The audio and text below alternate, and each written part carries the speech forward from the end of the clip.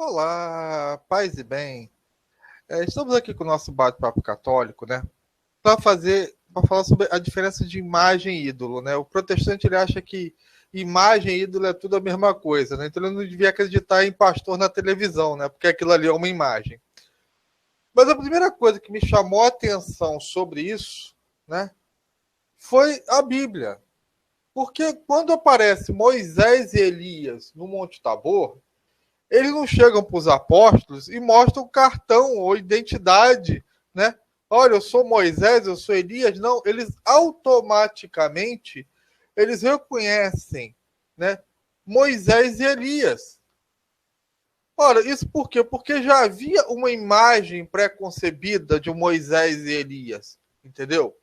Isso é uma coisa muito fácil de entender no catolicismo. Por exemplo, né? Veja esses santos aí.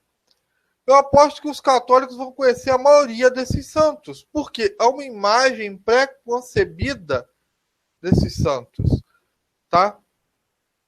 Na cultura popular.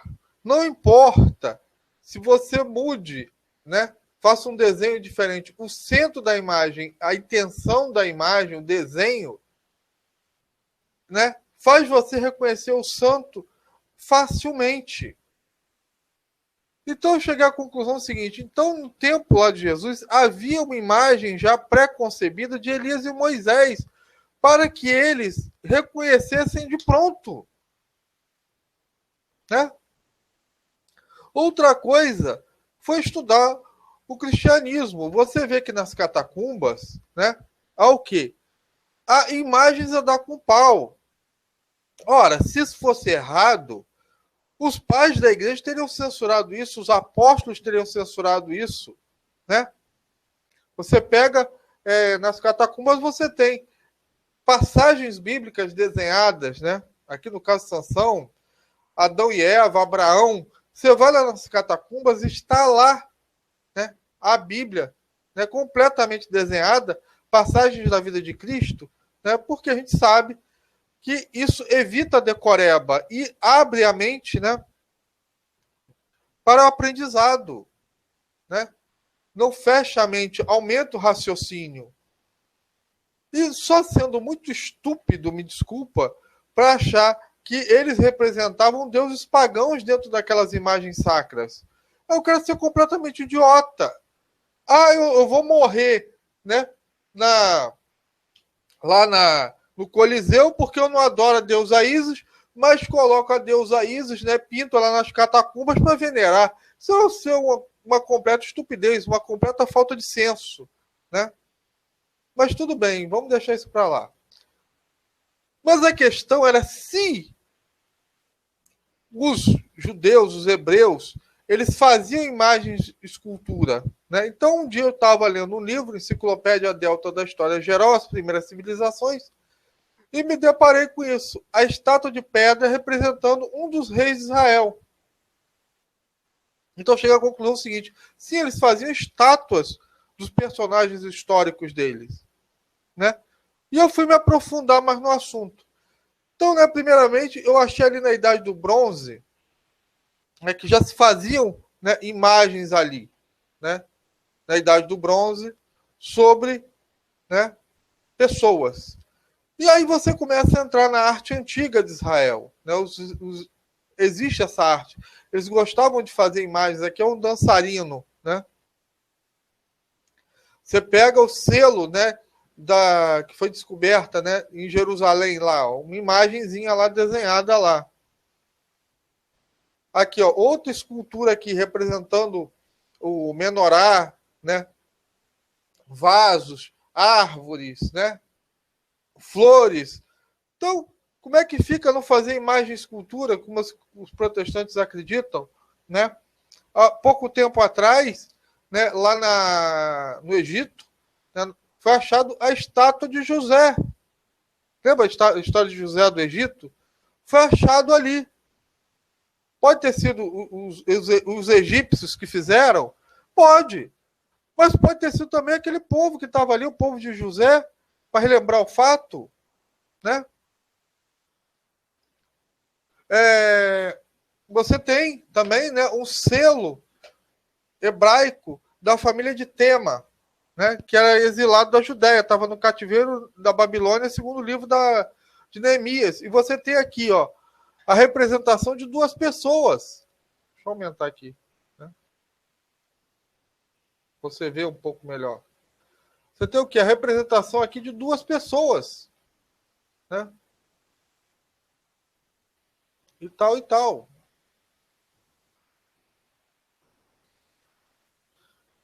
Então, gente, você tem aqui o quê? Né? Uma gravura esculpida, né, de Sansão. Foi encontrada agora em Jerusalém, né? Muito tempo antes de Cristo, provavelmente do tempo de Sansão, já tinha se feito, né, uma imagem esculpida de Sansão combatendo o leão. Vamos mais adiante, né? Aqui, ó. Também animais esculpidos, né, em pequenas moedinhas. Aqui não são moedinhas, são pedrinhas, né? Então eles vão lá e esculpem, né? Vão lá e fazem essas esculturas. Aqui do tempo de Ezequias, né? Ezequias, que foi o rei, né, que acabou com a idolatria em Israel, e você tem um selo dele, tá? Deixa eu botar aqui o selo com bastante vista. Você tem um Ankh, você tem uma imagem, escultura desenhada aqui do tempo de Ezequiel.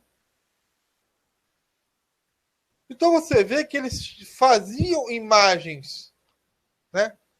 No sentido de veneração, sim, porque a Bíblia nada mais é do que a veneração dos que vieram anteriormente. Se não fosse essa veneração, ela não existiria, como a gente entende hoje em dia. Você pega o livro de Hebreus. O livro de Hebreus ele faz toda uma veneração a esses patriarcas. Entendeu? Foi o protestantismo que reduziu o culto a Deus a uma mera veneração, e eles acham que nós, os católicos, temos que reduzir o nosso culto a Deus. Não, nós, os católicos, sempre teremos um culto muito mais elevado a Deus, os protestantes, porque eles não sabem diferenciar isso. Então, o que acontece? As imagens de Deus, né, as imagens sagradas, elas não eram feitas no Antigo Testamento porque não tinha uma imagem de Deus, como a gente tem hoje, que é a imagem de Jesus Cristo.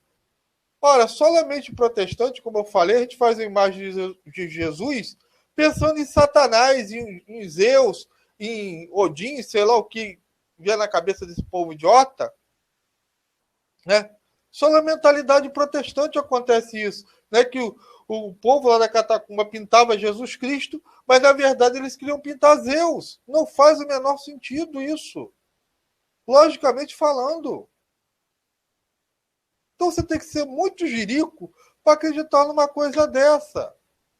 Que as imagens católicas são usadas no candomblé, beleza, os protestantes também usam a Bíblia. E a Bíblia também é usada em culto voodoo. Eu já vi Bíblia em centro espírita. Então a gente tem que tacar fogo na Bíblia por causa disso? De jeito nenhum. O povo antigo, egípcio, usava o incenso para cultuar os deuses deles. Esse mesmo incenso era usado para cultuar a Deus na Bíblia. Eram erguidos estelas para Deus, para as pessoas honradas na Bíblia e para deuses pagãos. Então, é ter um discernimento dessas coisas, né, que é dom do Espírito Santo, que os protestantes não têm. E os católicos têm isso muito facilmente. Né? Vamos continuar aqui, né, a nossa viagem. Então, o que acontece? Não importa a iconografia, qualquer lugar do mundo, você reconhece, né, uma passagem, uma história, você pode representar fatos da vida de Cristo em qualquer lugar do mundo. Você pode chegar na China, fazer um Jesus chinês que você conhece a passagem. O que está sendo representado aqui. Esse mesmo Cristo é representado nas catacumbas, nas artes modernas, no Renascimento. Entendeu? É você olhar e você reconhecer aquilo. E, como eu já falei, mas isso é questão de discernimento, isso é dom do Espírito Santo que o protestante não tem. Então, né? Eu fico assim, a primeira coisa que você vê, né, é como é que os pagãos tratavam isso, né? Os pagãos, eles pegavam a imagem de Cristo, né, crucificado, e botavam a cabeça de burro.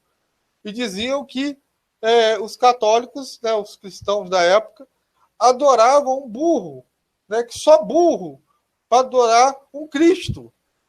Né? Isso cumpre uma profecia, né, que eu acho legal. É que o boi e o jumento, o burro, reconhecem as coisas santas, né?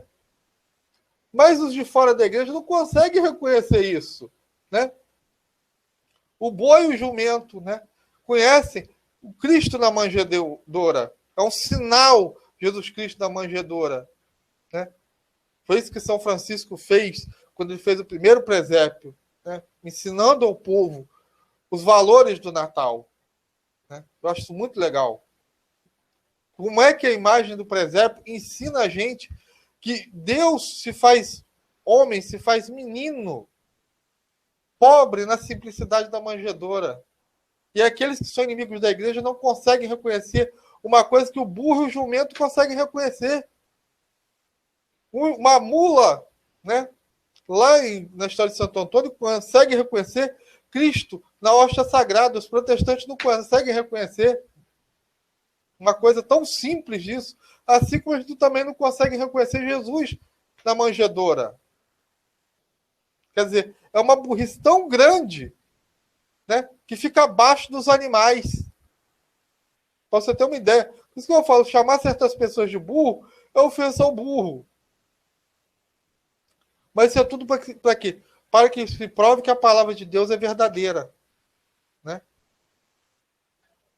Então, gente, você tem, né, dentro das catacumbas, a cruz simbolizando Jesus. Pode não ter o Cristo crucificado ali, né, por questão cultural, né, para que não se depredasse, né, a imagem de Cristo, que era comum os pagãos fazerem.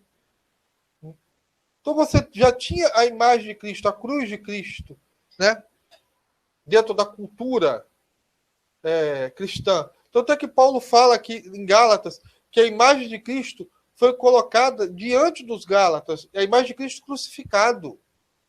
Ora, como isso? Cristo já tinha morrido há muito tempo. Né? E o termo ali é usado de imagem mesmo. Né? Mas isso é um detalhe técnico, né? E eu termino aqui, né, com essa imagem, né, essa moedinha de Pedro e Paulo, né, que foi feita no século III, muito antes de Constantino. Né?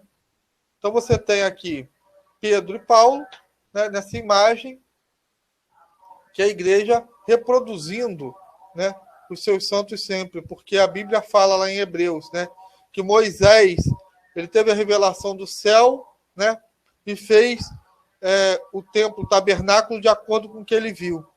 Nós, católicos, tivemos uma revelação muito maior em João e Apocalipse. Né? E João viu os santos no céu, e é isso exatamente que a igreja reproduz, né, na sua igreja. É isso que o catolicismo reproduz na sua igreja. A igreja católica é um reflexo do céu. Os outros eu não sei o que é reflexo, mas a igreja católica eu tenho certeza que ela é um reflexo do céu. Porque, primeiro, ela mostra Jesus Cristo crucificado. Foi assim que João viu nela no Apocalipse Jesus, o cordeiro imolado. E ele cercado de quê? De todos os santos. Os santos seguem Jesus para todo lado. Né? Então, assim na terra, né, como no céu, a igreja representa essa imagem reflexiva, né, do que João viu. A igreja representa o céu na terra. Então fica essa reflexão. Paz e bem para todo mundo. E até a próxima. Amém.